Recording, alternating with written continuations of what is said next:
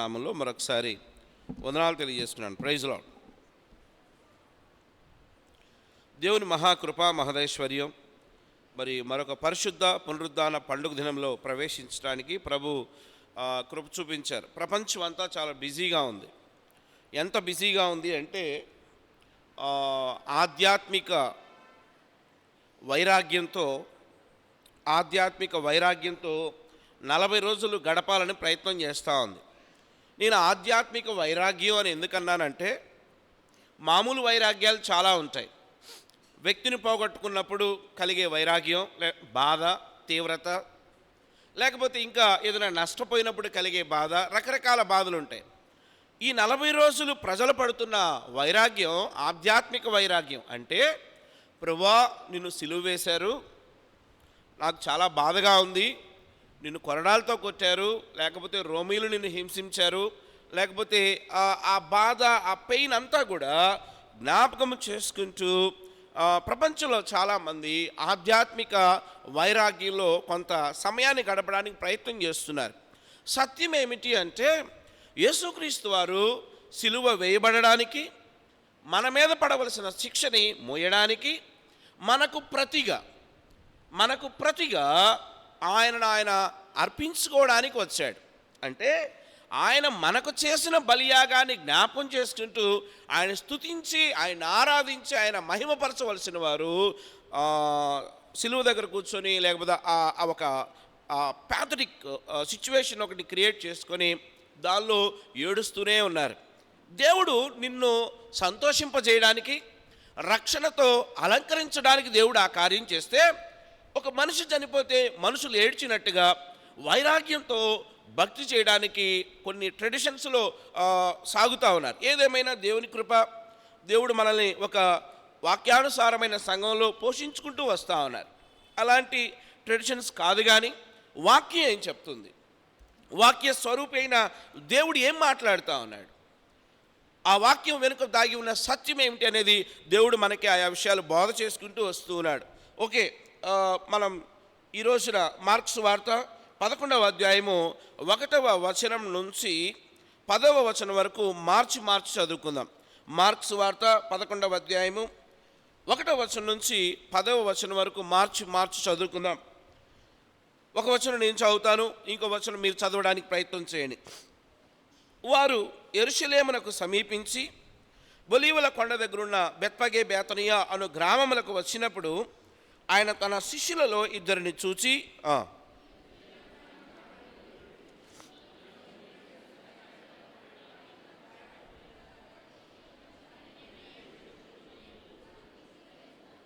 ఎవడైనను మీరెందుకు ఇలాగూ చేయుచున్నారని మిమ్మల్ని అడిగిన ఎడల అది ప్రభువునకు కావలసి ఉన్నదని చెప్పుడి, తక్షణమే అతడు దానిని ఇక్కడికి తోరి పంపునని చెప్పి వారిని పంపెను.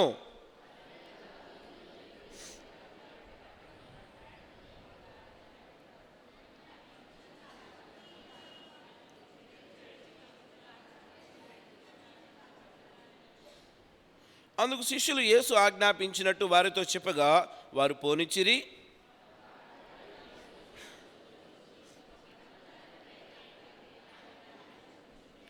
అనేకులు తమ బట్టలను దారి పొడుగున పరచిరి, కొందరు తాము పొలముల్లో నరికిన కొమ్మలను పరచిరి.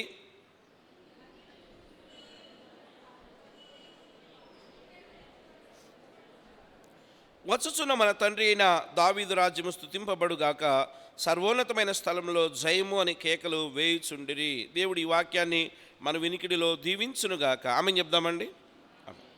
ఈ సందర్భం ఆల్రెడీ ఆరాధన వర్తమానంలో సహోదరుడు అంతా వివరించాడు.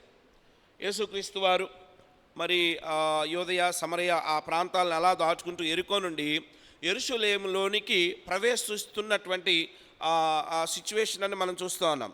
యెరూషలేమునకు ప్రభువారు ఈ సందర్భంలో ప్రత్యేకంగా 3 సార్లు వచ్చినట్లుగా మనకు అక్కడ కనిపిస్తూ ఉంది.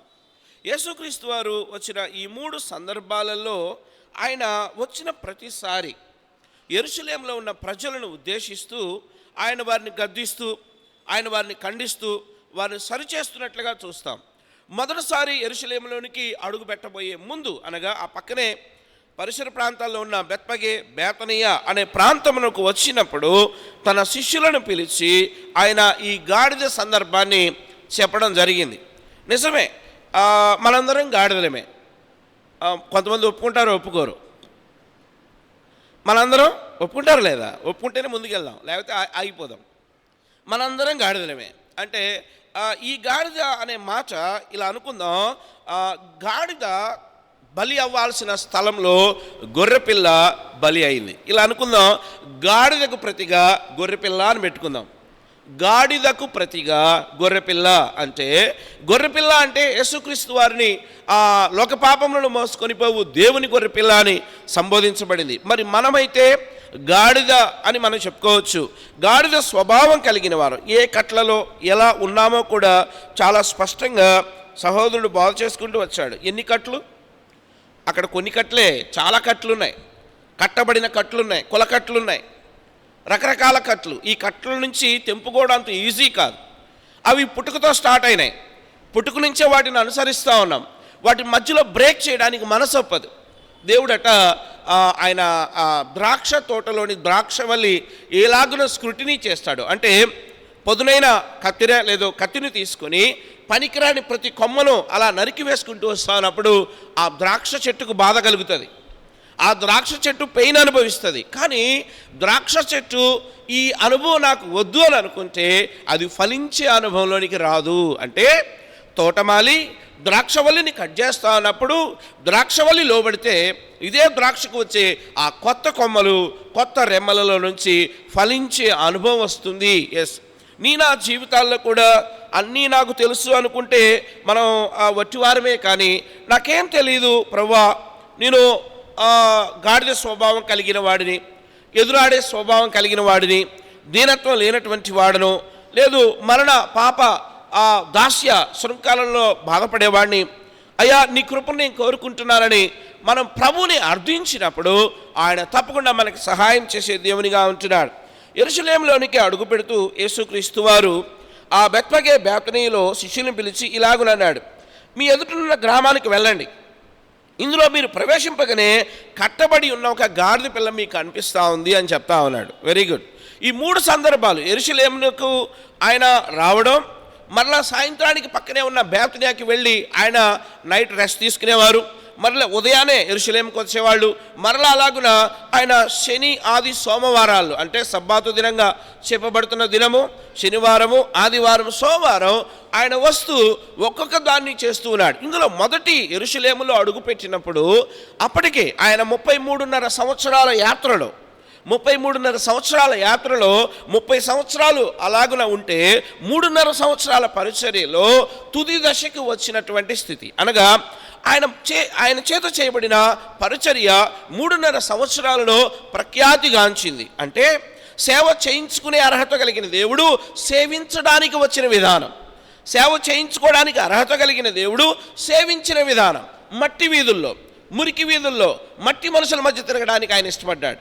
ఈ 3.5 సంవత్సరాలు ఆయన చేసిన సేవ ఎలాగ ఉంది అని చూస్తే మట్టి వీధుల్లో, మురికి వీధుల్లో, మందబుద్ధి కలిగిన మనుషుల మధ్య ఆయన ఉండడానికి ఇష్టపడ్డాడు. కొంతమంది రొట్టెల కోసం వచ్చారు, అంటే దేవుని నమ్ముకుంటే బాగా దీవిస్తాడు, లేదు రొట్టెలు పెడతాడు, లేదు ద్రాక్షారసం, లేకపోతే ఈయనతో వెళితే ఈయనని వెంబడిస్తే జీవన సంబంధమైన కొన్ని కార్యాలు నెరవేరుతాయని వెంబడించిన వారు ఉన్నారు. కొంతమంది ఆయన ఎందుకు వెంబడించారంటే ఈయన ఏం చేస్తాడో చూద్దాం. ఈయన ఒక మెజిషియన్ లాగా ఉన్నాడు. ఆయన ఏంటో ఒక మాట సెలవు ఇవ్వగానే గుడ్డోళ్ళ కళ్ళు వస్తూ ఉన్నాయి, కుంటోళ్ళు లేచి నడుస్తూ ఉన్నారు, ఇంకా చాలా అద్భుతాలు జరుగుతూ ఉన్నాయి. ఈ మ్యాజిక్ అంటే ఈ మెజిషియన్ చేసే వింతలు చూద్దామని కొంతమంది వచ్చారు. కొంతమంది మాత్రమే ఆయనను ఆయనగా ఎరిగి వచ్చారు. ఆయనను ఆయనగా ఎరిగి వచ్చారు. అంటే ఈయన నిజముగా దేవుని కుమారుడు, ఈయన సామాన్యమైన వాడు కాదు, ఈయన నీ వంటి నా వంటి నరుడు కాదు, ఈయన నరుడుగా జన్మించిన దేవుని కుమారుడు అని చాలామంది కన్నులు తెరవబడ్డాయి. అందుకే ఆయన మహిమ అంటే యెరూషలేము వీధుల్లో ఆయన మహిమ వెల్లడి చేయబడు నిమిత్తం ఆయన ఆ ఘనత అంటే ఆ గాడిద మీద ఎక్కి యెరూషలేము వీధుల్లో ఆ ఘనత వహించడానికి ఆయన ఇష్టపడ్డాడు. ఆయన మహిమపరచబడ్డాడు. ఆ వచ్చినటువంటి వారు ఆ గాడిద పిల్ల మీద ఆయనను ఎక్కించి యెరూషలేము వీధుల్లో ఆయన తీసుకువెళ్ళినట్లుగా మనం చూస్తా ఉన్నాం. అది దేన్ని సూచనగా ఉందంటే, ఆయన సేవించడానికి వచ్చిన దేవుడు, ఆయన మానవులను సేవించిన దేవుడు, ఆయా పరిస్థితులను విడిపించిన దేవుడు, మానవ బ్రతుకులను ఉద్ధరించిన దేవుడు, మహిమ కలిగిన దేవుడు, ఘనత వహించిన దేవుడు. అందుకే ప్రజలు అక్కడ ఒక మాట అన్నారు. ఏమన్నారు? గాడిద మీద ఎక్కి వస్తూ ఉంటే ప్రజలు ఆయనను సంబోధిస్తూ ఇలా ఉన్నారు. ఎందుకంటే అప్పటికే ఆయన గురించిన వార్త, ఆయన చేసినవి అన్నీ కూడా ప్రజలు చూశారు. చూస్తూ వారు ఏమన్నారంటే, జయము, ప్రభు పేరట వచ్చువాడు స్తుతింపబడుగాక, వచ్చుచున్న మన తండ్రి అయిన దావీదు రాజ్యము స్తుతింపబడుగాక, సర్వోన్నతమైన స్థలములలో జయమని కేకలు వేయుచుండిరి. ఆయన జయశీలుడైన దేవుడు, జయమును అనుగ్రహించు దేవుడు. ఆయనను వెంబడించు వారికి జయము, ఆయన ఆశ్రయించిన వారికి జయము, ఆయన హృదయాల్లో చేర్చుకున్న వారికి జయము. వారు భూమి మీదే కాదు, రేపు దేవునితో కూడా యుగయుగాలు దేవుని యొక్క రాజ్యములో సన్నిధిలో ఉండగలిగినంత జయము. అంటే ఉన్నతమైన జయాన్నిచ్చే జయశీలుడని, ఆయన ప్రభువని, ఆయన రాజులకు రాజని, ఆయన ప్రభుల ప్రభుని అప్పటికే ఆ ప్రాంతమంతా కూడా వెల్లడి చేయబడింది. సేవించబడగలిగిన అర్హత కలిగిన దేవుడు మానవులను 3.5 సంవత్సరాలు సేవించాడు. ఆయన మహిమపరచబడే సమయం వచ్చింది. ఓకే, ఇందాక ఆరాధనలో చూసినట్లుగానే గాడిద సంగతి మనం మాట్లాడుకుందాం. ఇక్కడ ఈ గాడిదకి 3 ప్రాముఖ్యమైన లక్షణాలు ఉన్నాయి. ఇందాక తమ్ముడు చాలా చక్కగా దాన్ని ఎక్స్ప్లెయిన్ చేస్తూ వచ్చాడు. దానికి కొనసాగింపుగా నేను కొన్ని మాటలు చెప్తాను. 11వ అధ్యాయంలో ఆ గాడిదకున్న 3 ప్రాముఖ్యమైన లక్షణాలు.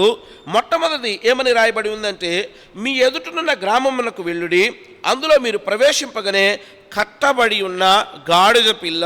ఎస్, ఈ గాడిదకి ఈ ఉన్న కండిషన్ ఏంటి అని చూస్తా ఉన్నప్పుడు అది కట్టబడి ఉంది. ఇందాక చూస్తా ఉన్నాం ఎలాగ కట్టబడి ఉందో, ఆ కర్రని ఏమని పిలుస్తారు అవని. అవును, ఇది మానవ జీవితాలకు, మన బ్రతుకులకు సాదృశ్యంగా రాయబడి ఉంది. అనగా కొన్ని కట్టడల్లో మానవ జీవితం కొనసాగుతూ ఉంది. కొన్ని కట్టుబాట్లు అవసరమా లేదా? రూల్స్ రెగ్యులేషన్స్ అవసరమా లేదా? రోడ్డుకి ఎడమ పక్కన నడవాలి, ఇది అవసరమా లేదా? అవసరమే. రోడ్డుకి ఎడమ ప్రక్కన నడవాలి, ఎస్, మంచిదే. రోడ్డు మీద నడిచేది లేదు, బైక్ మీద వెళ్ళేటప్పుడు హెల్మెట్ పెట్టుకోవాలి, రూల్ అవసరమా లేదా? రూల్స్ అవసరమే. కానీ వాటిని అతిక్రమించినప్పుడు ఆ పర్యావసానాన్ని కూడా మనం ఫేస్ చేయాల్సి ఉంటుంది. ఎస్, ఇదిగో ఈ గాడిద గురించి చెప్పబడిన మాట ఏంటంటే, కట్టబడిన గాడిద, కట్లు గల గాడిద.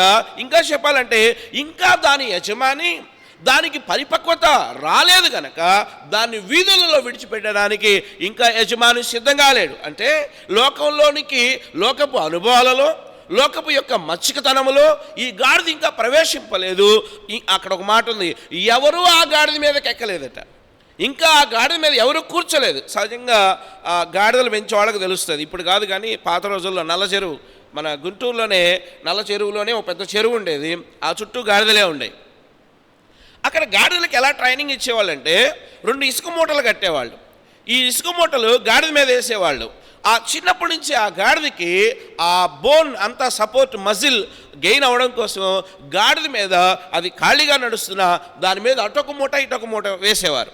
ఈ బరువులు మోస్తూ ఉన్న గాడిద ఒక రోజున ఎంత బరువునైనా మోయగలిగినటువంటి సామర్థ్యం దానికి వస్తూ ఉంటుంది. అంటే ఒక ట్రైనింగ్లో దాన్ని యజమాని నడిపించడానికి ప్రయత్నం చేస్తాడు.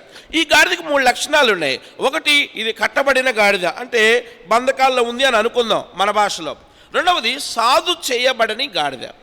ఇంకా ఇది మచ్చిక చేయబడలే, అంటే అది దాన్ని వదిలితే మరలా తిరిగి ఇంటికి వస్తుందో లేదో తెలియదు. కారణం ఏమంటే దానికి సరైనటువంటి యజమాని, సరైన స్థలం, లేకపోతే ఆ ఉన్న పరిసరాలను తిరిగి గుర్తించి తన యజమాని దగ్గరికి తిరిగి వచ్చే ఇది ఇంకా దానికి రాలా. మనం అప్పుడప్పుడు చూస్తూ ఉంటాం, రోడ్డు మీద ఆవులు సగం వాళ్ళు ఆవులను వదిలేస్తారు.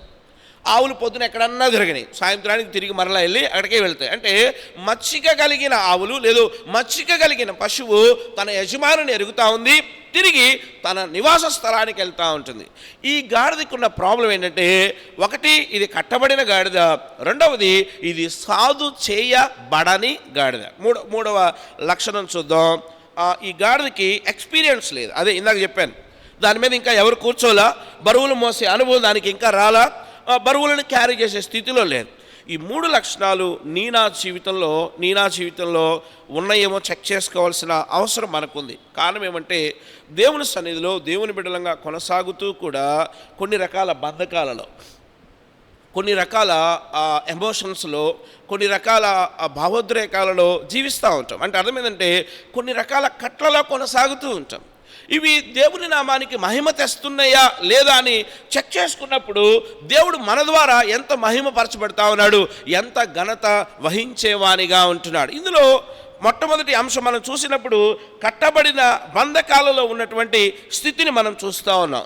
ఈ బంధకాలు అని చెప్పబడుతూ ఉన్నప్పుడు శరీర సంబంధమైన బంధకాలు అంత మాత్రమే కాదు, మానసిక సంబంధమైన బంధకాలు అంత మాత్రమే కాదు, ఆత్మ సంబంధంగా కూడా ప్రభువుని ఎరిగానని చెప్పుకుంటూ కూడా కొన్ని రకాల ట్రెడిషన్స్లో బ్రతికే వాళ్ళు చాలామంది ఉన్నారు. శరీర సంబంధమైన బంధకాలు ఇందాక మనం చూస్తా ఉన్నాం. సంసోన్ని తమ్ముడు జ్ఞాపకం చేస్తూ వచ్చాడు. సంసోనికి దేవుడు తెలీదా? తెలుసు. దేనికి ఏర్పాటు చేయబడ్డాడు? సంసోను అసలు పేరు వరప్రసాద్. వరప్రసాద్ అంటే చెప్పండి. సంసోను అసలు పేరు వరప్రసాద్ అండి. వాళ్ళ తల్లిదండ్రులు ప్రార్థన చేస్తూ ఉన్నారు, చాలా బాగా ప్రార్థన చేస్తూ ఉన్నారు. అయ్యా నువ్వు మాకు ఒక బిడ్డని అనుగ్రహించాలి. మనోహ ఎంతో యుక్తమైన ప్రార్థన చేస్తూ ఉంటాడు.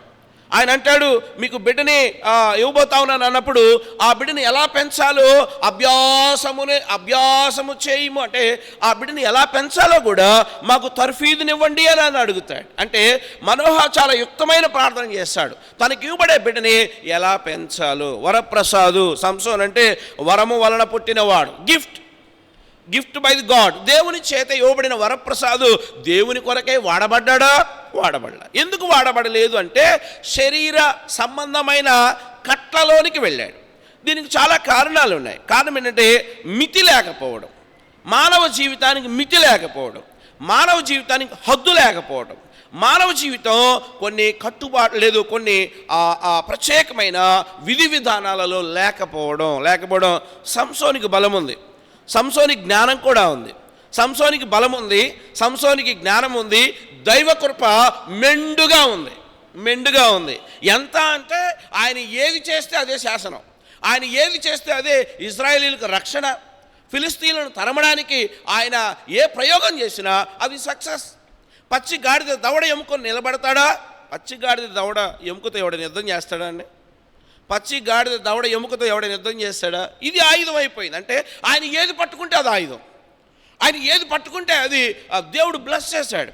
ఆయన ఏం చేయాలనుకుంటున్నాడో దేవుడు. ఇలా అనుకుందాం, సంసోనికి మెండుగా దేవుని కృప ఉంది, సంసోనికి మెండుగా దేవుడిచ్చిన బలం ఉంది, సంసోనికి మెండుగా దేవుడిచ్చిన జ్ఞానం ఉంది. సంసోనికి వ్యక్తిగత జీవితంలోనే జయం లేదు, పర్సనల్ లైఫ్లోనే జయం లేదు. అంటే దేవుడు ఏది చేయొద్దన్నాడు, దేవుడు ఎవరితో సాంగత్యం వద్దన్నాడు, ఏ అన్యుల సాంగత్యం ప్రమాదమని దేవుడు నొక్కి వక్కాణిస్తూ ఉన్నాడో, ఏ దేవుణ్ణి ఎరగని వారు, విగ్రహ సంబంధమైన వారు, దేవుని యొక్క ప్రేమామృతాన్ని రుచి చూడని వారితో సాంగత్యం, బాంధవ్యం, లేకపోతే ఇంకా ఏ పరిస్థితి అయినా కూడా ప్రమాదం. ఇది తెలియదా సంసోనికి? ఓకే, బాగానే ఉంది. బంధుత్వం ఏర్పడింది. బంధుత్వం తర్వాత కూడా తన జీవితానికి మితి లేకపోవడం. సంసోనుకైతే శరీర సంబంధంగా కొన్ని విషయాల్లో మితి లేదు, కానీ నా జీవితాల్లో ఎన్ని విషయాల్లో మితి లేదో, లిమిట్ లేదు. ఆశ, అత్యాశ, అన్నీ నేనే చేయాలి, అన్నీ నాకే కావాలి, నేనే కనపడాలి, నేనే ఎగ్జిబిట్ అవ్వాలి, అందరిలో నేనే ఫోకస్ అవ్వాలి, నా పేరే వినపడాలి, నా పేరే ప్రజలు జపించాలి, నన్నే చూడాలి, అన్నీ నేనే, నా వల్లే, నేను అనేది వంగకపోతే, నేను అనేది విరబడకపోతే, నేను అనేది తీసివేసుకోకపోతే దేవుడు అనేదాన్ని నువ్వు ఇన్సర్ట్ చేయలేవు. చాలాసార్లు చెప్పాను, హృదయంలో సింహాసనం ఉంటుందట, ఆ సింహాసనం మీద ముగ్గురిని కూర్చోబెట్టుకోవచ్చుట. ఒకటి, నన్ను నేను కూర్చోబెట్టుకోవచ్చు. ఒకవేళ నా హృదయం అనే సింహాసనం మీద నన్ను నేను కూర్చోబెట్టుకుంటే నా నుండి వచ్చే మాటలు ఎలా ఉంటాయంటే అంతా నేనే, ఎవ్రీథింగ్ నేనే, సమస్తము నేనే, నా వల్లే నేనే. అంటే ఐ ఆమ్ ద హెడ్ అనే ఆ భయంకరమైన స్టిఫ్ నెక్డ్ మైండ్ వస్తుంది. అంటే అన్నీ నేనే, కనిపించిన వాళ్ళల్లా పిలుస్తాం, ఇదంతా నేనే చేశాను, లేకపోతే కనిపించిన వాళ్ళంతా పిలుస్తాం, ఈ ఆస్తులన్నీ నేనే సంపాదించా అంటే. చాలాసార్లు మనం సంపాదించిన వాటిని బట్టి, సాధించిన ఘనతను బట్టి మన నెత్తి మీద 2 కొమ్ములు వస్తాయంట. ఒకసారి చూసుకోండి, ఏమన్నాయో నేను చూసుకుంటున్నా, మీరు కూడా చూసుకోండి. నెత్తి మీద 2 కొమ్ములు ఉంటాయంట. మనం చేసిన దాన్ని బట్టి, ప్రజలు మనల్ని పొగిడిన దాన్ని బట్టి, ప్రజలు మనల్ని కీర్తిస్తున్న దాన్ని బట్టి. చాలాసార్లు దేవుని ఉన్నత స్థలాల్లో నిలబడి దేవునికి రావాల్సిన మహిమను మనుషులు దొంగిలించడానికి ప్రయత్నం చేస్తారు. ఇది ప్రమాదం, తప్పు. దేవుని స్థలాలలో, దేవుని ఉన్నత స్థలాల్లో నిలబడి మానవులు దేవుని మెప్పుని, మనుషులకు గుణం ఉంది, ఎందుకంటే ఎదుటి పొగిడేస్తారు. పనున్నా పొగుడుతారు, అవసరం ఉన్నా పొగుడుతారు. లేకపోతే నీతో చాలా ఇంపార్టెంట్ వర్క్ ఉంటే నీ చుట్టూ ఎంత వారి యొక్క పొగట్టలతో నీకు మాలలు వేయడానికి ప్రయత్నం చేస్తూ ఉంటారు. నువ్వు జ్ఞానుడివి, నువ్వు వేషణ కలిగిన వాడివి, నువ్వు చాలా గొప్పగా వాక్యం ఎరిగిన వాడివి, సమస్త మహిమ ఘనతలకు అర్హుడు దేవుడు అని చెప్పాలి. ఒకవేళ ఎవరైనా నీ వైపు చూపిస్తే దాన్ని తిరిగి ఎవరి వైపు చూపించాలంటే ఫోకస్ దేవుని వైపు చూపించాలి. అంటే దేవుని మహిమను ఏ మానవుడు ఎవరు కూడా దొంగిలించకూడదు. కానీ కొన్నిసార్లు ఈ ట్రావెల్ చేస్తూ ఉన్నప్పుడు, ఈ భక్తి యాత్రలో ముందుకు పోతూ ఉన్నప్పుడు తెలియకుండానే నేను అనేది బయటకు వస్తూ ఉంటుంది. ఈ నేను మామూలు నేను కాదు, ఇది చాలా ప్రమాదకరమైన నేను. ఈ నేను చాలా ప్రమాదకరమైన నేను. ఈ నేను ఎవడిని లెక్క చేయదు, ఈ నేను ఎవడి మాట వినదు. ఈ నేను నన్ను తప్ప, నా విధానం తప్ప ఈ భూమి మీద ఎవడి విధానం, ఎవడి మాట, ఎవడి సలహా నచ్చదు, తీసుకోను. ఎందుకంటే నా హృదయం అనే సింహాసనం మీద నన్ను నేను కూర్చోబెట్టుకున్నాను. నన్ను నేను దించుకోకపోతే త్రోసివేయబడే రోజు ఒక రోజు వస్తుంది. నన్ను నేను ఆ సింహాసనం నుండి పక్కకి నెట్టివేయకపోతే, తీసివేసుకోకపోతే త్రోసివేసే రోజు కూడా వస్తుంది. అందుకే హన్న ఆరాధన చేస్తా అనుకుంటా అంటది, ఆయన ఏం చేస్తాడంట, ఆయనే స్థాపించువాడు. ఆయన గురించి మాట్లాడుతా, ఆయనే స్థాపించువాడు, ఆయనే కూలద్రోసేవాడు కూడా. అంటే నిలబెట్టడం తెలిసిన దేవునికి కూలదోయటం కూడా తెలుసు. అంటే చాలాసార్లు మనకి ఇవ్వబడిన ప్రివిలేజెస్ని మనం జాగ్రత్తగా దేవుని కోసం వాడకపోతే, దేవుని మహిమ కోసం వాడకపోతే, నేను అనే దాన్ని పెంచి పోషిస్తే ఆ నేను ఒక రోజున దేవుని కూడా పక్కన పెట్టి నేను అనే ప్రమాదం ఉంది. ఆ నేను నీ ఆత్మీయతను పాడు చేస్తుంది. ఆ నేను అనేది నీకు వచ్చే బహుమానాన్ని పాడు చేస్తుంది. ఆ నేను నీలో ఉన్న ఆ దైవిక లక్షణాలను పాడు చేస్తుంది. నేను అనేది విరవబడకపోతే, నువ్వే ప్రభువా అనే నోరు రాకపోతే, నువ్వే ప్రభువా అనే స్థితి రాకపోతే మన భక్తి ప్రమాదంలో ఉంది, మన పడవ మునిగిపోయే స్థితిలో ఉంది, మనం సింక్ అయ్యే ప్రమాదం ఉంది. ఒకటి, నా హృదయం అనే సింహాసనం మీద నన్ను నేను కూర్చోబెట్టుకోవడం ప్రమాదం. రెండవది, నా హృదయం అనే సింహాసనం మీద సాతానుని కూడా కూర్చోబెట్టచ్చు. సాతానుని కూర్చోబెడితే అర్థం ఏంటంటే ప్రతి బలహీనతలో పడిపోతాను. దేవుని సన్నిధికి వచ్చి పడిపోయాను ప్రభువా, తొలగిపోయాను ప్రభువా, తప్పించుకున్నాను ప్రభువా, జారిపోయాను ప్రభువా, ఈ ఎప్పుడు ఫెయిల్యూర్సే వస్తాయి. కానీ ఇది సాధించాను ప్రభువా, ఇక్కడ నీకోసం నిలబడ్డాను ప్రభువా, ఇక్కడ నీ కొరకు నీ సాక్షిగా ఉన్నాను ప్రభువా, నీ సిలువ జెండాను ఎగరేశాను ప్రభువా, ఈ జయ జీవితాన్ని కలిగి ఉన్నాను ప్రభువా అని ఒక మాట రాదు. చాలాసార్లు సాతానుని మన హృదయంలో చేర్చుకున్నప్పుడు, మన హృదయం అనే సింహాసనం మీద సాతానుని ఎక్కించుకున్నప్పుడు, సాతానుడి క్రియలు దేవుని పిల్లలముగా కనపడవచ్చును, కానీ సాతానుడి యొక్క క్రియలు కనిపిస్తూ ఉంటాయి. అనవసరమైన ఆవేశాలు, అనవసరమైన కోపాలు, అనవసరమైన ద్వేషాలు. అంటే చాలాసార్లు అందుకే భక్తుడు ఏమన్నాడంటే పౌలు గారు, కొన్నిటినట చంపివేయాలట, కొన్నిటినట విసర్జించాలట, కొన్నిటినట పెరికివేయాలట. నేను అనుకున్నాను అన్నిటినీ చంపేయంటే సరిపోద్ది కదా పౌలు గారు, అన్నిటినీ చంపే, నీలో ఉన్న అవలక్షణాలు అన్నిటినీ చంపేయంటే సరిపోతుంది కదా పౌలు గారు. కొన్నిటిని విసర్జించు అంటే అవి నీకు అవసరమే, కానీ అవి ఒక సర్టైన్ టైం దాటిన తర్వాత అవి ఎక్స్పైర్ అయినప్పుడు అవి నీలో ఉండడం ప్రమాదం. కొన్ని నీకు అవసరం కానీ కొంత టైం అయిన తర్వాత అవి నీలో ఉండడం ప్రమాదం. అవి విసర్జించాలి, అవి బయటికి వెళ్ళిపోవాలి. అంటే అర్థమైందంటే పౌలు గారు ఏమన్నారంటే, కొన్నిటిని విసర్జించు, కొన్నిటిని పెరికివేయి, కొన్నిటిని చంపివేయి. అంటే చాలాసార్లు సాతానుని మన హృదయం అనే సింహాసనంలో కూర్చోబెట్టుకున్నప్పుడు మనలో నుండి వచ్చే తీవ్రత దైవికమైన లక్షణాల కన్నా కూడా అన్యుల లేదు లోక సంబంధమైన విధానాలు ఎక్కువగా కనిపిస్తూ ఉంటాయి.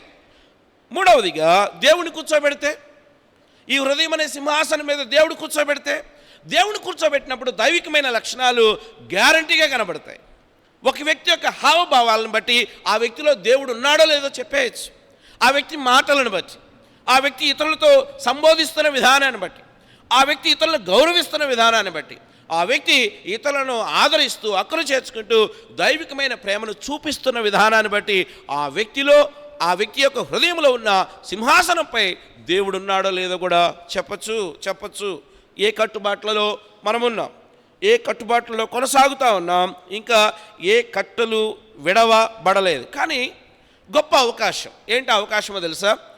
ఏ కట్టైనా అవ్వచ్చు. ఇందాక ఆరాధనలో కూడా చెప్పాం, అది పాప సంబంధమైన కట్ట, అది మరణకరమైన కట్ట, అది దాస్య సంబంధమైన కట్ట, లేదు అది ఇంకే రకమైన కట్టైనా దానిని విడిపించగలిగిన శక్తి కలిగిన సమర్థుడైన దేవుడు నిన్ను పిలుస్తున్నాడు. అది మనకున్న ఫీజిబిలిటీ, మనకున్న ఒక గొప్ప అవకాశం ఏంటో తెలుసా? నా కట్లు రకరకాల కట్లు, రకరకాల పరిస్థితులు.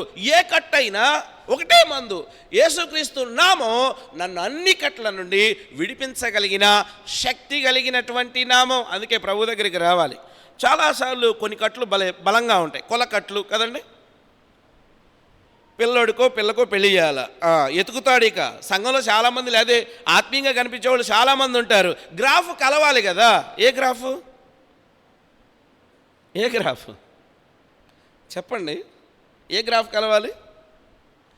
కులం అనే గ్రాఫ్ కలవాలి. నువ్వు ఎన్నన్నా చెప్పు, ఎంత వాక్యమైనా చెప్పు, బ్రాండ్ మాదా కాదా?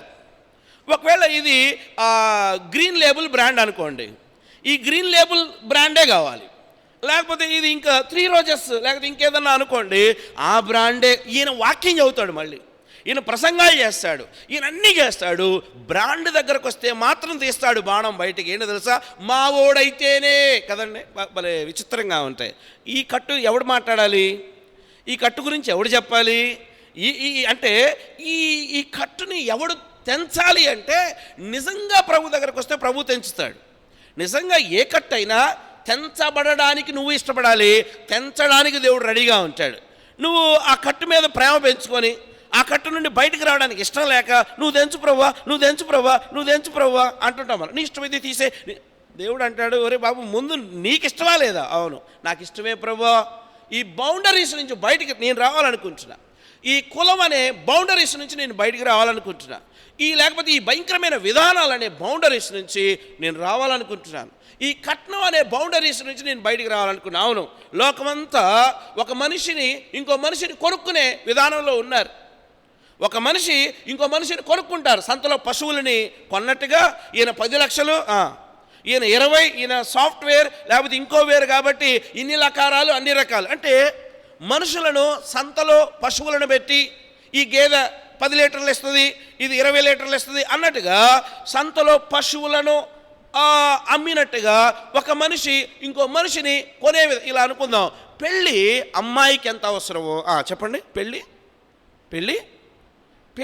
అమ్మాయికి ఎంత అవసరమో పెళ్ళి అబ్బాయికి కూడా అంతే అవసరం.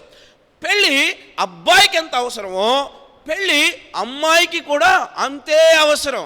అవసరాలు 2 సమానమైనప్పుడు ఒక వ్యక్తిని ఇంకో వ్యక్తి ఎందుకు కొనుక్కుంటాడు? ఈ మధ్య విశ్వాసులు కూడా చాలా చక్కగా రాజీ పడుతున్నారు. ఇవన్నీ చెప్పరు, బయటకు వచ్చి పెళ్లి చేయి అంటారు. తర్వాత తెలుస్తుంది ఎన్ని లకారాలు అంటే బాగానే అందినాయి. ఆయన కూడా బాగా అందినప్పుడు ఆయన కూడా ఏమంటాడు? ప్రవ్వా, సాటి అయిన సహాయం ఇచ్చావు ప్రవ్వా అంటాడు. ఏమంటాడు? లకారాలన్నీ ముచ్చటగా అందితే, అనుకున్నదంతా అందితే ఈమె సాటి అయిన సహాయం. ఒకవేళ ఇచ్చేదానిలో ఏమైనా బ్యాలెన్స్ వస్తే ఈ వ్యక్తి సాటి అయిన సహాయం కాదు. 10 లక్షలు ఇచ్చి కొనుక్కున్న అల్లుడు, లేకపోతే 10 లక్షలు ఇచ్చి ఒక మనిషిని కొనుక్కొని చేసే వివాహానికి టైటిల్ ఏమిటో తెలుసా? పరిశుద్ధ. ఏ వివాహం? ఇది ఎంత రేటు పెట్టి మాట్లాడుకునే వివాహం అయినా పరిశుద్ధ టైటిల్ ఏంటో తెలుసా? పైన పరిశుద్ధ, హోలీ మ్యాట్రిమనీ. చాలా ఆశ్చర్యం. అంటే కట్లుంటాయి, చెప్పుకోలేని కట్లుంటాయి. నీ కులాన్ని దాటి బయటికి రాకుండా, నీ యొక్క మతాన్ని లేకపోతే నీ స్థితిగతులను దాటి బయటికి రాకుండా, నీ ట్రెడిషన్లను దాటి బయటికి రాకపోతే నువ్వు ఇంకా ఎక్కడో ఈ గాడిద పిల్లకు ఒక్కటే కనపడుతుంది. నీ నా జీవితాల్లో తెంచుకోని కట్లు ఎన్నున్నాయో, తెంచబడడానికి వీలులేని కట్లు ఎన్నున్నాయో. కానీ ప్రభు ప్రేమ ఏంటో తెలుసా? మరలా పిలుస్తున్నాడు, రా మరలా రా. ఏంటో తెలుసా? నీది ఏ కట్టయినా నువ్వు ఇష్టపడితే దాన్ని తెంచడానికి నేను రెడీగా ఉన్నాను. అయ్యా అక్కడ గాడిద పిల్ల ఉంది, మీరు వెళ్ళి దాన్ని విప్పుతూ ఉండండి. అక్కడ వాళ్ళు అడుగుతారు, యజమాని అయ్యా ఎందుకు విప్పుతున్నారు అని అంటే, ఇది ప్రభువుకి కావలసి ఉన్నది. ఈ మధ్యాహ్న కాల సమయంలో బల్ల చేయే ముందు ఒక ఆన్సర్ ఏంటో తెలుసా? నువ్వు ప్రభువు కావాలి. నీ కట్లను విడిచిపెట్టి నువ్వు రాగలిగితే ప్రభు నిన్ను ఉన్నతంగా వాడుకుంటాడు. ఎంత అంటే నీ ప్రతి పరిస్థితిలో కూడా ఆయన జయాన్ని దయచేస్తాడు. అంటే ఉన్నతమైన స్థితిలో ఆయన ఆ ఆత్మీయ స్థితిలో ఎదగడానికి అవకాశం ఉంది. ఓకే, ముందుకు పోదాం. కొన్నిసార్లు దేవుడు అప్పగించిన పనిలో కూడా కొన్ని రకాల బంధకాలను మనం చేస్తూ ఉంటాం. మార్క్స్ వార్త 10వ అధ్యాయం 28వ వచనం ఏమని రాయబడింది? మార్క్స్ వార్త 10వ అధ్యాయము 28వ వచనం ఏమని రాయబడింది? మార్క్స్ వార్త 10వ అధ్యాయము 28వ వచనం.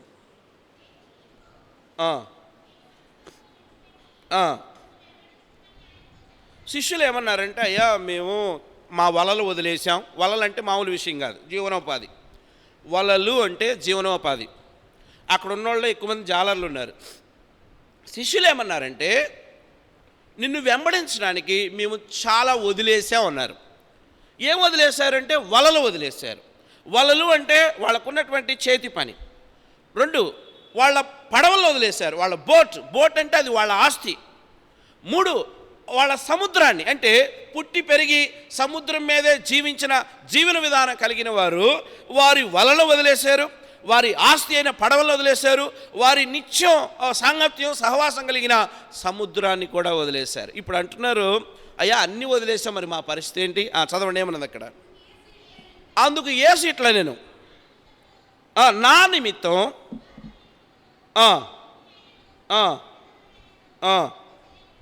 ఇవన్నీ రిలేషన్స్, ఇవన్నీ కూడా ఏంటండి? ఇవన్నీ కూడా మానవుడు మక్కువగా ఎంచుకునే బంధాలు కదండి. బంధాలు అవసరం లేదు చెప్పండి? బంధాలు అవసరం లేదా? దేవుడే ఇచ్చాడు ఆ బంధాలు, అవసరం లేదని చెప్పడానికి కుదరదు. భార్యని దేవుడిచ్చాడు, భర్తను దేవుడిచ్చాడు. దేవుడే ఇచ్చిన దాన్ని ఎలా చూసుకోవాలి? దేవుడే ఇచ్చాడు.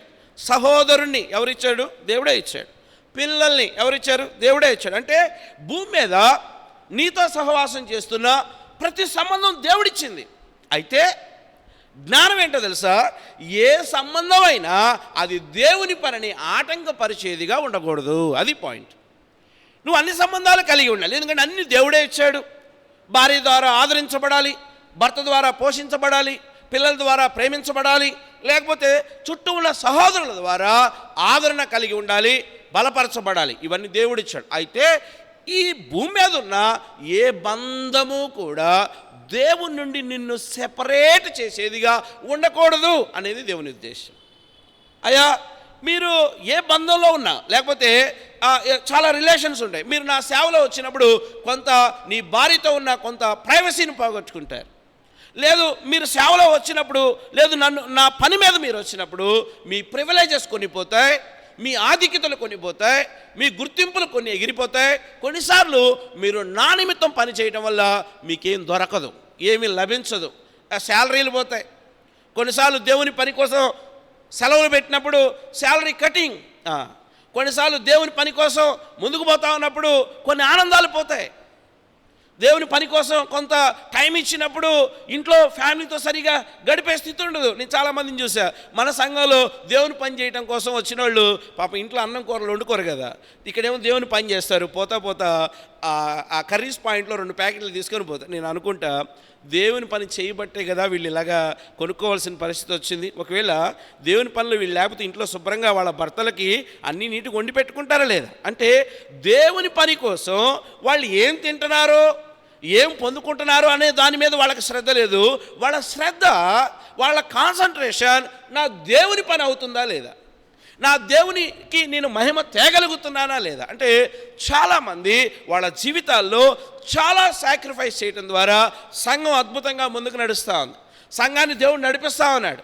ఇక్కడ ఉన్న చాలామంది వారి వ్యక్తిగత జీవితంలో చాలా ఇంపార్టెంట్ థింగ్స్ను వదిలిపెట్టి సేవ, అంటే ఇది గొప్పగా చెప్పడం లేదు కానీ దేవుని కృపను బట్టి చేయగలుగుతున్నాం అనే మాట నేను చెప్పగలుగుతా ఉన్నాను. అంటే ఏ బంధమైనా నువ్వు కలిగి ఉండు, ఏ బాధ్యత అయినా నువ్వు కలిగి ఉండు, ఏ రిలేషన్ అయినా నువ్వు కలిగి ఉండు, ఏ బంధమైనా ఏ బాధ్యత అయినా ఆయన నుండి నిన్ను వేరు చేసేదిగా ఉండకూడదు. సంఘంలో అవసరం నువ్వు గుర్తెరగాలి. ఈ సంఘానికి నేను ఎలా ఉపయోగపడగలను అనేది నువ్వు గుర్తెరగాలి. నా దేవునికి నేను ఎలా ఉపయోగపడగలను అనేది గుర్తెరగాలి. ఈ సంఘంలో నేను ఒక అంగాన్ని అంటే శరీరంలో ఉండి కూడా, ఒకవేళ శరీరంలో ఉండి కూడా నా చేయి పని చేయట్లేదు అనుకోండి, ఇది నాకు భారమే, ఇది నాకు వ్యర్థమే. ఎందుకో తెలుసా? దీన్ని నేను మోయాల్సి వస్తుంది. అంటే అప్పుడు ఆ చెయ్యి ఉన్నా ఒకటే, లేకపోయినా ఒకటే. సంఘంలో ఉంటూ, సంఘం చేత పోషించబడుతూ, సంఘం చేత ఆదరించబడతా సంఘానికి ఉపయోగపడని వ్యక్తులు చాలామంది ఉంటారు.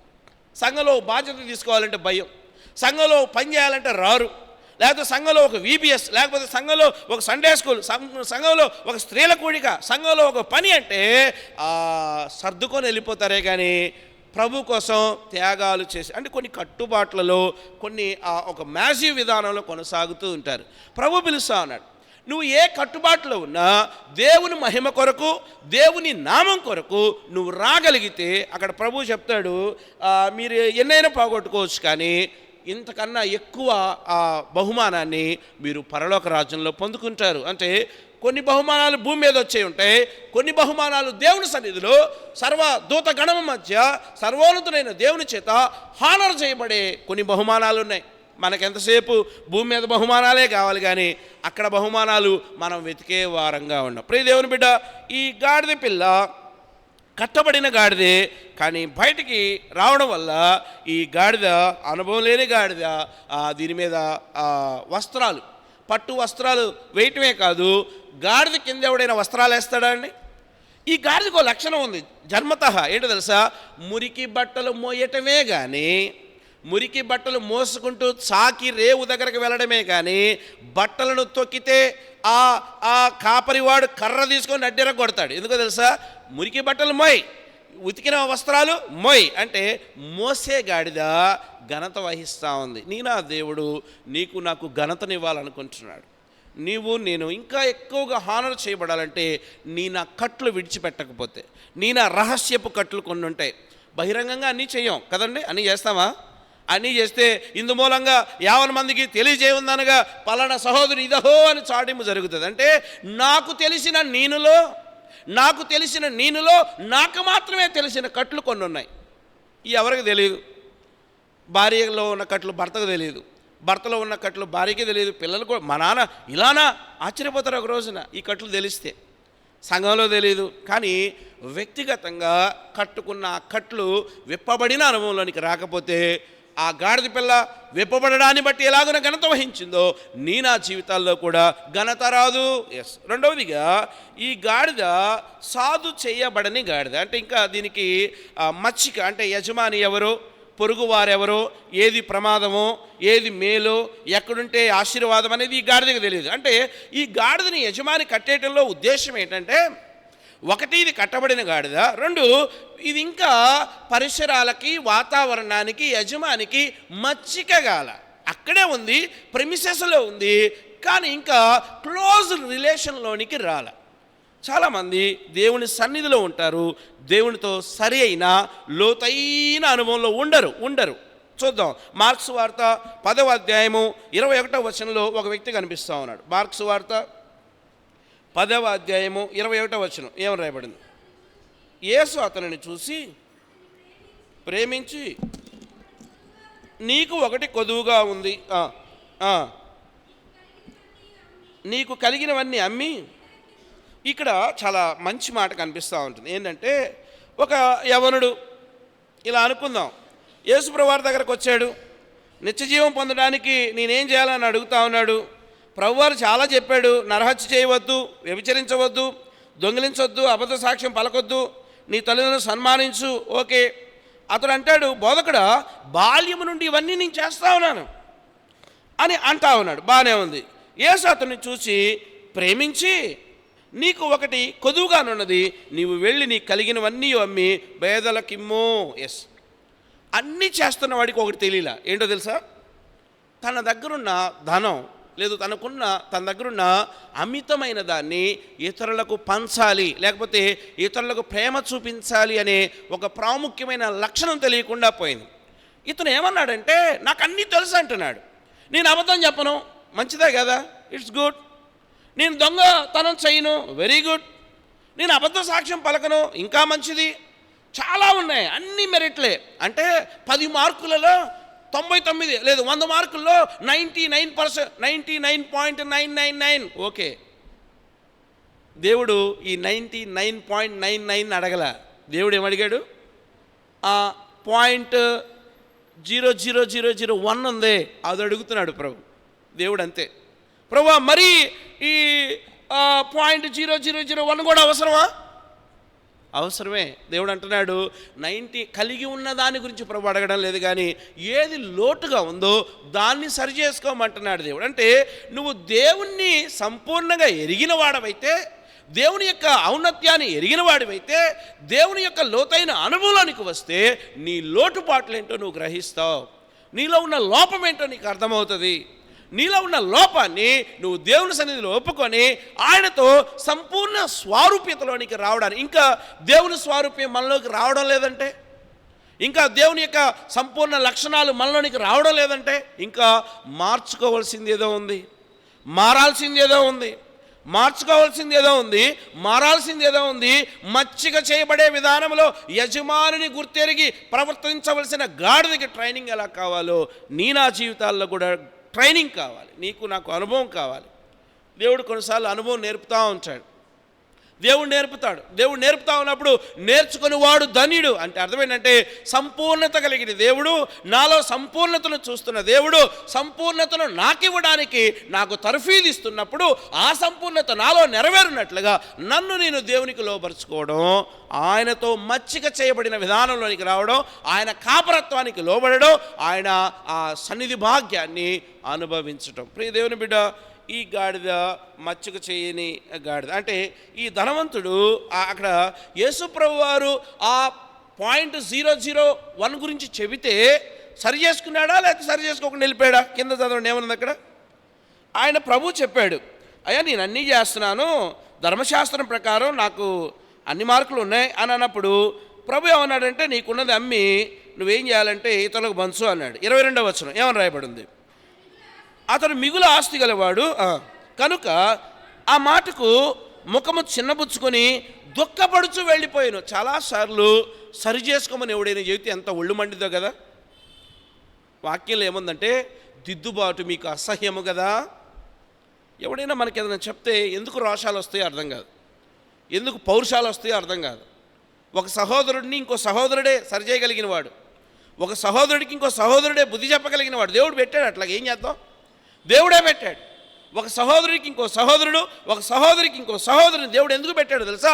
ఉత్తరవాదులుగా ఎందుకు పెట్టాడు తెలుసా? మీరు ఒకరినొకరు సరి చేసుకోవాలి, ఒకరినొకరు చక్కబెట్టుకోవాలి, ఒకరినొకరు గౌరవించుకోవాలి, ఒకరినొకరు సన్మానించుకోవాలి, ఒకరినొకరు కలుపుకుంటూ ముందుకు పోవాలి. ఆశ్చర్యం, ఇతను బాగుపడాలని ప్రభువు మాట చెప్పాడు. ఏంటంటే నీకున్న దాన్ని నమ్మి పేదలకు ఇవ్వనాడు. ఏమండి అబద్ధం చెప్పనోడు, దొంగతనం చేయనోడు, అబద్ధ సాక్ష్యం పలకనోడు ఈ ఒక్కటి చేస్తే సరిపోద్ది కదా. ఈ ఒక్కటి కూడా చేస్తే 100కి అవుట్ ఆఫ్ 100 వచ్చేస్తాయి కదా. విచిత్రం ఏంటో తెలుసా? 99.999 సరి చేసుకోవడానికి ఇష్టంగా ఉంది, కానీ 0.00001 ఉందే అది నాకు ఇష్టం లేదని వాడు చిన్నబుచ్చుకొని అక్కడి నుంచి దుఃఖపడుతూ వెళ్ళిపోయాడంట. అంటే అసలు నేను ఎందుకు వచ్చాను ఇక్కడికి అన్నట్టుగా చెప్పిన ఆయన దూషించుకుంటూ వెళ్తా ఉన్నాడేమో, ఇంకా ఏ స్థితిలో వెళ్తా ఉన్నాడేమో. 0.001ని సరి చేసుకోవడానికి ఇష్టపడినవాడు అంటే మచ్చిక చేయబడినవాడు, యజమాని యొక్క ఔన్నత్యాన్ని ఎరగనివాడు, యజమాని ఏం కోరుకుంటాడో తెలియనివాడు. సంఘానికి వస్తూ కూడా ఈ రోజుకి దేవుని ఎలా మెప్పించాలో తెలియని వాళ్ళు చాలామంది ఉన్నారు. సంఘానికి వస్తూ కూడా వాక్యానికి విధేయత చూపించే విషయంలో తొలగిపోయేవాళ్ళు, తప్పించుకునేవాళ్ళు చాలామంది ఉన్నారు. దేవుడు అడుగుతున్నాడు, అన్నీ ఓకే చక్రవర్తి, ఈ ఓకే అయ్యోకే అయ్యోకే, మరి దాని సంగతి ఏంటి? ఎస్, ప్రభు కళ్ళకు గంతలు కట్టువాడు ఎవడు లేడు. ప్రభు ఇది చూడడు, ప్రభుకి ఇది తెలియదు, ప్రభు ఇది చూడడు, ప్రభుకి ఇది తెలియదని చెప్పుకొని వారలారా మీకు శ్రమ. ఎందుకో తెలుసా? ఆయన అన్నీ చూసేవాడు, ఆయన కళ్ళకి ఎవడు గంతలు కట్టలేడు. మూడవది చెప్పి నేను ముగిస్తాను. ఒకటి కట్టబడిన గాడిద, రెండవది సాధు చేయబడిన గాడిద, మూడవది అనుభవం లేని గాడిద. మార్క్స్ వార్త 9వ అధ్యాయము 27వ వచనం. ఈ గాడిదకి ఎక్స్పీరియన్స్ లేదు, కానీ ఆశ్చర్యం ప్రభు కోరుకున్నాడు. కానీ ప్రభువుకు లోబడడం అనేది కూడా చాలా ఇంపార్టెంట్. ప్రభు ఇచ్చిన అవకాశాన్ని సద్వినియోగం చేసుకోవాలి ఈ గాడిద. మార్క్స్ వార్త 9వ అధ్యాయము ఏమని రాయబడింది?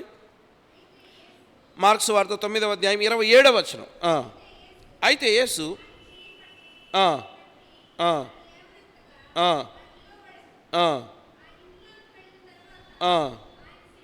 ఇక్కడ ఒక సమస్య ఉంది. ఏంటి ఆ సమస్య అంటే, దెయ్యం పట్టినోడు ఒకడు ఉన్నాడు. శిష్యులు వెళ్ళి లే లే లే లే అంటా ఉన్నారు. ఆ దెయ్యం పోకపోయింది కాక వెరైటీ ఆన్సర్ ఇచ్చింది, బాగానే ఉంది. ఇప్పుడు యేసుప్రభువు వారు వచ్చారు. యేసుప్రభువు వారు వచ్చి 27వ వచనం, మార్కు 9:27లో, అయితే యేసు వాని చెయ్యి పట్టి వాడిని లేవనెత్తగా వాడు నిలవబడ్డాడు. 28, అయితే ఇంట్లోనికి వెళ్ళిన తర్వాత ఆయన శిష్యులు, మేమెందుకు ఆ దయ్యమును వెళ్ళగొట్టలేకపోతే మన ఏకాంతమును ఆయన అడిగిరి. అందుకు ఆయన, ప్రార్థన వలననే కానీ మరి దేని వలనైనను ఈ విధమైనది వదిలిపోవుట అసాధ్యం. యేసుక్రీస్తు వారి శిష్యులే, యేసుక్రీస్తు వారిని వెంబడించిన వారే, ఆయన ఇచ్చిన రొట్టెలు తిన్నోళ్లే, ఆయన అద్భుతాలు చూసిన వాళ్ళే, ఆయనతో చాలా క్లోజ్ అసోసియేషన్లో కొనసాగినటువంటి వారే. ఓ పెద్దక్క కూర్చో, క్లోజ్ అసోసియేషన్ కలిగినటువంటి వారే. అంటే మంచి రిలేషన్ ఉంది, యేసుప్రభు వారితో సఖ్యత ఉంది, అన్నీ ఉన్నాయి. కానీ ఒకటి లేదు, ఏంటో తెలుసా? యేసుక్రీస్తు వారిలో ఉన్న ప్రార్థనా జీవితం లేదు. చాలా స్పెసిఫిక్గా చాలామంది సంఘంలో ఏ పని చేయమన్నా చేస్తారు, కానీ ఒక గంట ప్రార్థన చేస్తూ ఉంటే ఎవడు కనపడ్డు. నేను యవనస్తులు చాలామందిని చూస్తూ ఉంటాను. ఈ డేసాలు ఆడబెట్టండి రా అంటే ఒక్కొక్కళ్ళు బాహుబలిలాగా తీసుకెళ్ళి ఆడబెడతారు. నానా అక్కడికి తీసుకొచ్చి ఇక్కడ పెట్టండి అంటే ఏం పని చేస్తారో. ఒక గంట సేపు ప్రార్థన చేద్దామంటే గన్ను కూడా దొరకడు, ఒక్కడు కూడా కనపడ్డు. చాలాసార్లు ఏవి దేవుడికి ఇష్టం, ఏవి ఆత్మీయంగా ఎదిగేవి, ఏవి దేవుల్లో ఎదిగేటట్లు చేస్తాయి, ఏది దేవునికి సమీపంగా తీసుకొస్తాయి, ఏ వాక్య ధ్యానం ద్వారా నేను ప్రభుకి ఇంకా ఇష్టడని కాగలను, ఏ వాక్యం దగ్గరకు వచ్చినప్పుడు ఆ వెలుగు నా మీద ప్రకాశింపబడి నాలో ఉన్న చీకటి పారద్రోలబడుతుంది అంటే వాక్య స్వరూపి అయిన దేవుని వద్దకు రారు. అంటే రోజులో ఒక్కసారి కూడా బైబిల్ చదవనోడు చాలామంది ఉన్నారు. మళ్ళీ సంఘంలో పనిచేస్తారు. వీడు బైబిల్ తీయడు, బైబిల్తో వీనికి సంబంధం ఉండదు, బైబిల్ వాక్యం వీడు చదవడు, దేవుడు ఏం మాట్లాడుతున్నాడో వినడు, దేవునితో సంబంధం ఉండదు. ఈరోజు ఉదయం దేవుడు ఏం మాట్లాడాడంటే నోరు తెరుస్తాడు. ఈరోజు ఇక్కడికి వచ్చే ముందు దేవుడు నీతో ఏం మాట్లాడి ఇక్కడికి పంపించాడంటే నోరు తెరుస్తాడు. మళ్ళీ ఇక్కడ అన్నీ చేస్తాడు, అన్నీ సర్దుతాడు, అన్నీ హడావుడి చేస్తాడు జనాభా ముందు. ఇతనికి అన్నిటితో సంబంధం ఉంది కానీ దేవునితో సంబంధం లేదు.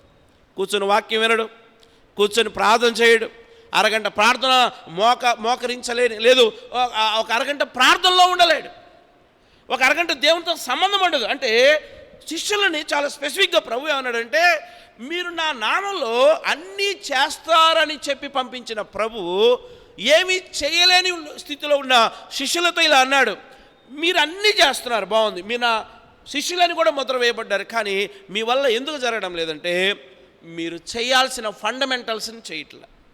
మీ జీవితంలో ప్రార్థన లేదు, ప్రార్థన లేని నాయకత్వం, ప్రార్థనా జీవితం లేని సంఘం, ప్రార్థనా జీవితం లేని విశ్వాసులు. అసలు ఈ సంఘాన్ని ఊహించుకోగలమా? ప్రార్థన లేని నాయకత్వం, ప్రార్థనా జీవితం లేని విశ్వాసులు, ప్రార్థనా జీవితం లేని సంఘం, ఇక ఇది దేవుని సంఘం అవుతుందా? అంటే అర్థం ఏంటంటే ప్రార్థన శక్తివంతం, ఒక ప్రార్థనే కాదు, దేవుని వాక్యం, దేవునితో దేవుని మాట వినడం, దేవునికి చెప్పడం. ప్రార్థన అంటే నువ్వు దేవునికి ఇచ్చేది, అంటే దేవునితో నువ్వు విన్నవించుకునేది. వాక్యం అంటే దేవుడు నీతో మాట్లాడేది, వాక్యం ద్వారా మాట్లాడతాడు, నువ్వు దేవునికి చెప్పేది ప్రార్థన ద్వారా ఆయన సన్నిధికి తీసుకెళ్తావు. ప్రార్థన లేకుండా, వాక్య ధ్యానం లేకుండా, వాక్యపు వెలిగింపు లేకుండా నువ్వు ఈ సంఘంలో కూర్చోవలసిన వాడివే కానీ చెప్పేవాడివి కాదు. ఎందుకో తెలుసా? నీకు దేవునితో సరైన సఖ్యత, సరైన అనుభవంలో నువ్వు లేవు, సరైన దేవుని ప్రణాళికలో లేవు, దేవుని క్రమంలో లేవు. దేవుని క్రమంలో లేని వారిని దేవుడు ఏమన్నా తెలుసా? అక్రమమైన వారలారా అంటాడు దేవుడు. మనుషులు పొగడొచ్చు, మనుషులు శాలువాలు కప్పచ్చు, సన్మానం, దేవుని క్రమంలో లేకపోతే దేవుడు ఏమంటాడంటే అక్రమమైన వారలారా నా యొద్ద నుండి పోండి. ప్రభువా ప్రభువా అని మేము పిలవలేదా? పిలుస్తారు మీరు. ప్రతిదానికి పిలుస్తారు, కానీ ఆశ్చర్యం తెలుసా, ఏం చేయాలో అది చేయరు, ఎలా చేయాలో అది చేయరు. అంటే అర్థం ఏంటంటే క్రమం లేని వారిని దేవుడు ఇష్టపడడు. దేవుడి యొక్క ఆధ్యాత్మిక స్థితి అంటేనే అది క్రమంతో కూడుకున్నది. ఇదిగో ఈ యొక్క వ్యక్తి జీవితంలో, శిష్యుల్లో కూడా అట్టర్లీ ఫెయిల్యూర్ ఏంటో తెలుసా, ఒక దెయ్యాన్ని వెళ్ళగొట్టలేని స్థితి. వీళ్ళు యేసుక్రీస్తు వారి శిష్యులని ఆ టైటిల్ వేయించుకున్న స్థితి. కానీ ఆశ్చర్యం, యేసుప్రభువు వారు చెప్పాడు, ప్రార్థన వలననే, అంటే దేవునితో ఉన్న క్లోజ్ రిలేషన్ వలననే నువ్వు మంచిగా కుటుంబంలో అయినా, సంఘంలో అయినా, సమాజంలో అయినా ఉండగలవు. నువ్వు ఎవరితో సమాధానంగా సఖ్యతగా ఉండలేకపోతున్నావు అంటే నీకు దేవునితో సరైన సఖ్యత లేదు అని అర్థం. నువ్వు అందరితో గొడవ పడుతున్నావు అంటే నువ్వు దేవునితోనే గొడవ పడేవాడివి అని అర్థం. నువ్వు దేవునితో సమాధానంగా ఉంటే మనుషులందరితో సమాధానంగా ఉంటావు. నీకు మనుషులందరూ శత్రువు అవుతున్నారంటే దేవుణ్ణే ఎక్కడో నువ్వు శత్రువుగా చేసుకొని దేవునికి దూరంగా ఉన్నావు. అంటే అనుభవం లేని గాడిద. ఓకే, నేను ముగించేస్తాను. ఇలాంటి గాడిదని ప్రభువు పిలిచాడు. పోనీ ఇలాంటి గాడిద, కట్టబడిన గాడిద అనుకుందాం, సాధు చేయని అలవాటు లేని గాడిద, అనుభవం లేని గాడిద ప్రభు దగ్గరకు వస్తే ఏం జరిగింది వచ్చేసి ముగించేసుకుందాం. 7వ వచనం చదువుదాం. మళ్ళీ మూలవాక్యంలో కొద్దాం. మార్క్స్ వార్త 11వ అధ్యాయము 7వ వచనం. వారు ఆ గాడిద పిల్లను యేసునద్దకు తోలుకొని వచ్చి తమ బట్టలు దానిపై వేయగా ఆయన దాని మీద కూర్చుండెను. ఇది గొప్ప అనుభవం. ఈ అనుభవంలో ప్రతి క్రైస్తవుడు రావాలి. ప్రభువుని అనాలి, ప్రభువా నా మీద ఆసీనుడు కావా. చాలాసార్లు చెప్పాను, డ్రైవింగ్ సీట్లో యేసు ప్రభు వారు ఉంటే ఎట్లుంటుంది, డ్రైవింగ్ సీట్లో నేనే ఉంటే ఎట్లుంటుంది. డ్రైవింగ్ సీట్లో యేసు ప్రభు వారు ఉంటే ఆయన వెల్ డ్రైవర్, చాలా మంచి డ్రైవర్, ట్రైన్డ్ డ్రైవర్. ఎత్తులు పల్లాలు ఆయనకి తెలుసు, ఎక్కడ హర్డిల్స్ ఉంటాయో ఆయనకి తెలుసు, ఏ కరువులో ఎలా కట్ చేయాలో ఆయనకి తెలుసు, ఎక్కడ బ్రేక్ వేయాలో ఆయనకి తెలుసు, ఎక్కడ స్పీడోమీటర్ని పెంచాలో ఆయనకి తెలుసు. అంటే నా మంచి డ్రైవర్ డ్రైవ్ చేస్తున్న కారులో నేను హ్యాపీగా నిద్రపోతా. ఇప్పుడు ఇలా అనుకుందాం, నా కారుని నేనే డ్రైవ్ చేసుకుంటున్నా, నాకు సరైన అనుభవం లేదు, నాకు సరైన అవగాహన లేదు, గతుకులు వస్తాయి, ఎగిరి పడుతూ ఉంటుంది కారు, కరువులు వస్తాయి, దేని గుద్దుతానో తెలియదు. నా వలన నాకు నష్టం, నా వలన నా కుటుంబానికి నష్టం, నా వలన సంఘానికి, సమాజానికి కూడా నా వలన నష్టం. ఇప్పుడు తెలుసా, నా డ్రైవింగ్, నా స్టీరింగ్ నా చేతిలో ఉంటాయి. ఇప్పుడు ఇలా అనుకుందాం, ప్రభువా నా స్టీరింగ్ తీసుకోవా, ప్రభువా డ్రైవ్ మీ, నన్ను డ్రైవ్ చేయవా, నన్ను నడిపించవా, నా మంచి డ్రైవర్వి, ఎత్తులు ఎరిగిన దేవా, పల్లాలు ఎరిగిన దేవా, లోతులు ఎరిగిన దేవా, అనుభవం కలిగిన దేవా, డ్రైవ్ మీ. ఈ 60 సంవత్సరాల 70 సంవత్సరాల యాత్రలో ఏ మజిలీలో ఏ ప్రమాదం పొంచి ఉందో నాకు తెలీదు, ప్రభువా నన్ను డ్రైవ్ చేయి. ఈ కొత్త గాడిద సహజంగా ఏం చేయాలి, కొత్త గుర్రాలు, అనుభవం లేని గుర్రాలను ఎవడైనా ఎక్కితే ఏం చేస్తాయంటే 2 కాళ్ళు పైకి లేపి ఆ ఎక్కిన కింద పడేస్తాయి. ఈ గాడిద ఏమన్నా అలా చేసిందా? చేయలే. ఈ గాడిద కట్టబడిన గాడిద, మచ్చకలేని గాడిద. అప్పటి వరకు ఎవరు కూర్చొని గాడిద మీదకి ఎవరైనా ఎక్కినప్పుడు దాని ప్రతిస్పందన ఎలా ఉండాలి, చాలా రెక్లెస్గా ఉండాలి, ఎదురు తిరగాలి, పైన కూర్చుని ఆయన నెట్టేయాలి. ఇది అలా చేసిందా? చేయలే. ఏంటంటే వారు ఆ గాడిద పిల్లని యేసునందుకు తోలుకొని వచ్చి తమ బట్టలు దాని మీద వేయగా అది ఆయన దాని మీద కూర్చుండెను. అనేకులు తమ బట్టలను దారి పొడుగునా పరిచిరి, కొందరు తమ పొలములో నరికిన కొమ్మలను పరిచిరి. ఎస్, గాడిదకి ఘనత వచ్చింది. గాడిద పిల్ల శిక్షకు పాత్రురాలైతే గాడిదకు ప్రతిగా గొర్రెపిల్ల శిక్షణ వేయించుకోవడానికి ఇష్టపడింది. గాడిదకి ఘనత తెచ్చిన గొర్రెపిల్ల. ప్రియ దేవుని బిడ్డ, నీనా దేవునికి లొంగితే, నీనా దేవునికి అప్పగించుకుంటే, ఆ 0.0001 కూడా ప్రభు సన్నిధిలో ఒప్పుకుంటే అద్భుతాలు చేస్తాడు, ఆశ్చర్య కార్యాలు చేస్తాడు. ఈ లోకంలో, ఈ భయంకరమైన లోకంలో నిన్ను డ్రైవ్ చేస్తాడు, నీ కుటుంబాన్ని డ్రైవ్ చేస్తాడు. నీ బిడ్డల గురించి నువ్వు చింతించాల్సిన అవసరంలా. నీకు పిల్లలు ఇచ్చిన దేవుడికి ఆ పిల్లల్ని ఏం చేయాలో కూడా తెలుసు. నీ ఉద్యోగ బాధ్యతలు ఆయన నీకు తోడై ఉంటాడు, ఈ జీవనయాత్రలో ఆయన నీకు తోడై ఉంటాడు. రేపు చనిపోయిన ఆయనతో యుగయుగాలు జీవించే ధన్యతలో ఆయన మనల్ని తీసుకెళ్తాడు. తల్ల వంచుకుందాం, కళ్ళు మూసుకుందాం. ప్రశ్న ఏంటా ప్రశ్న? కట్టుబాట్లలో నుండి విడిచిపెట్టిన అనుభవం. ఏ కట్లు? చాలా పైకి దాస్యం, పాపం అని ఏదో గ్రాంధికం మాటలు చెప్పాం, కానీ లోపల చాలా కట్లున్నాయి. ప్రభుతో చెప్పు, ప్రభువా ఏ కట్టయినా నేను విడిపించబడటానికి రెడీగా ఉన్నాను. ప్రభువా, కుల కట్లు అయి ఉండొచ్చు, ఇంకా ఇంకా రకరకాల కట్లు అయి ఉండొచ్చు. అది నాకే తెలుసు. నేనే కట్లలో ఉన్నానో నాకే తెలుసు. ప్రభువా, ఆ భయంకరమైన కట్ల నుండి నన్ను విడిపించండి ప్రభువా. అంత మాత్రమే కాదు, మచ్చిక అంటే యజమాని నువ్వనే చెప్తాను, కానీ లోకంలోకి వెళ్ళిపోయి మళ్ళీ సాతానుడిని యజమానిగా చేసుకున్న రోజులు చాలా ఉన్నాయి. నా స్థలం ఏది? నా నివాస స్థలం ఏది? నేను ఎక్కడి నుంచి వచ్చాను? నేను ఎక్కడికి వెళ్ళాలి? ప్రభువా, ఆ నిరీక్షణయుతమైన మచ్చిక కలిగిన యజమానిని గుర్తెరగగలిగిన అనుభవంలో నన్ను తీసుకెళ్ళు. అవును ప్రభువా, ఆ గాడిదకి అనుభవం లేదు, నాకు అనుభవం లేదు, ఏది పడితే అది చేస్తా. ప్రార్థన అనుభవం లేదు, వాక్య ధ్యానం అనే అనుభవం లేదు, సహవాసం అనే అనుభవం అంతకన్నా లేదు. అనుభవాలు లేవు నాకు. ఫెలోషిప్లో లేను నేను. ఏదో చర్చికి ఏదో ట్రెడిషనల్గా వస్తాను, కానీ నాకు సంఘంతో సరైన అనుభవం లేదు. దేవా, నీ అనుభవాలతో నన్ను నింపు, నన్ను వాడుకో. అవును, ఆ గాడిద యెరూషలేము వీధుల్లో సర్వోన్నతుడైన దేవుణ్ణి వెక్కించుకుని అలాగున గాడిదకి ఘనత వహించింది. మన జీవితాల్లో కూడా మనం ఘనత వహించవలనన్నా, మన బ్రతుకు దేవునికి యోగ్యకరంగా మారవలనన్నా మన స్థితిని మనం ప్రభు దగ్గర ఒప్పుకుందాం. యోగ్యకరమైన రీతుల్లో బాలను సమీపించడానికి ప్రయత్నం చేద్దాం. మన మధ్య సహోదరు